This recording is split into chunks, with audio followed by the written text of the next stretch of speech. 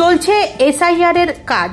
ব্লকে ব্লকে বিএলএ অর্থাৎ বুথ লেভেল এজেন্টদের প্রশিক্ষণ শিবিরে অংশ নিচ্ছেন রাজনৈতিক দলগুলির কর্মীরা। এই পরিস্থিতিতে হাওড়া গ্রামীণ জেলা কংগ্রেসের মধ্যে তৈরি হয়েছে ইগোর লড়াই।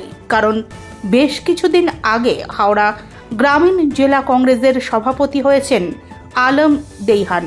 তিনি আবার তার ঘনিষ্ঠদের দলের কাছে বহাল করতে চান। এমনিতে গ্রামীণ হাওড়ায় কংগ্রেসের যে কয়েকটি জায়গায় মোটামুটি সংগঠন রয়েছে তার মধ্যে শ্যামপুর কেন্দ্রটি অন্যতম। কিন্তু এবার শ্যামপুর কেন্দ্রের 2 ব্লকেই এতদিন ধরে যিনি সংগঠন ধরে রেখেছেন সেই আতিয়ার রহমান খানকেই কার্যত বসিয়ে দেওয়া হলো বলে মনে করছে কংগ্রেসের একাংশ। কারণ সোমবার হাওড়া গ্রামীণ জেলা কংগ্রেসের সভাপতি আলম দেইহান তার অনুগামী বলে মঞ্জুর আলমকে 2 ব্লকের দায়িত্ব দেন। বিডিওদের চিঠিও দেন এই বিষয়ে।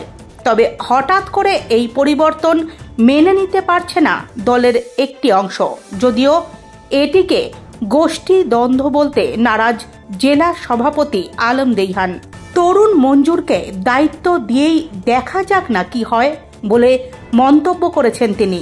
অন্যদিকে আতিয়ার রহমান জানিয়েছেন দল যেটা ভালো বুঝেছে করেছে বলে মন্তব্য করেন।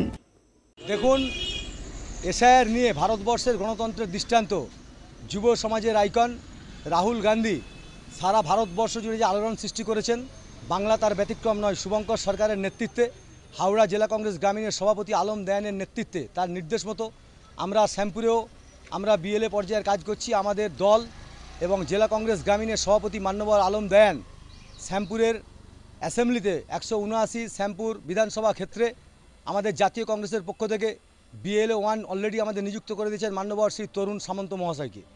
এবং সেই সঙ্গে সঙ্গে আমরা আমাদের শ্যামপুর বিধানসভা কেন্দ্রের 14টা অঞ্চলে আমরা বিভিন্ন অঞ্চলে আমাদের যে সমস্ত নেতৃত্ব আছে তাদের দিয়ে আমরা বিএলএ 2 এর কাজ আমরা শুরু করছি। আজকে 2:30 থেকে আমাদের বিডিও সাহেব মিটিং ডেকেছেন, ওসি ইলেকশন থাকবেন, বিডিও সাহেব থাকবেন, জয়েন্ট সাহেব থাকবেন। আমাদের জাতীয় কংগ্রেসের পক্ষ থেকে আজ 2:30 আমরা শ্যামপুর 2 নম্বর ব্লকে এই এসআইআর মিটিংয়ে আমরা আজকে হাজির হব। তো অনেকে বলছে শ্যামপুর 1 এবং শ্যামপুর 2 ব্লকে কংগ্রেসের নাকি গোষ্ঠীদ্বন্দ্ব শুরু হয়েছে, কি বলবেন? কংগ্রেসের গোষ্ঠীদ্বন্দ্ব বলে এখানে কিছুই নেই। কংগ্রেসের মাটি, শ্যামপুরের কংগ্রেসের মাটি জাতীয় কংগ্রেসের দুর্জয় ঘাঁটি। এটা সিজিত সেনের শ্যামপুর, মুরারিমোহন মান্নার শ্যামপুর, ফজলুল হক সাহেবের শ্যামপুর। এই শ্যামপুরে ভ্রাতৃত্বের মেলবন্ধন অটুট আছে। জাতীয় কংগ্রেসের কর্মীরা ঐক্যবদ্ধ। দল আমাকে দায়িত্ব দিয়েছে।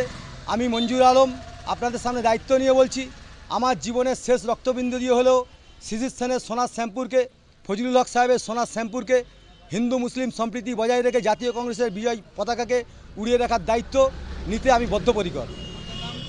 আমার নাম শেখ মঞ্জুর আলম।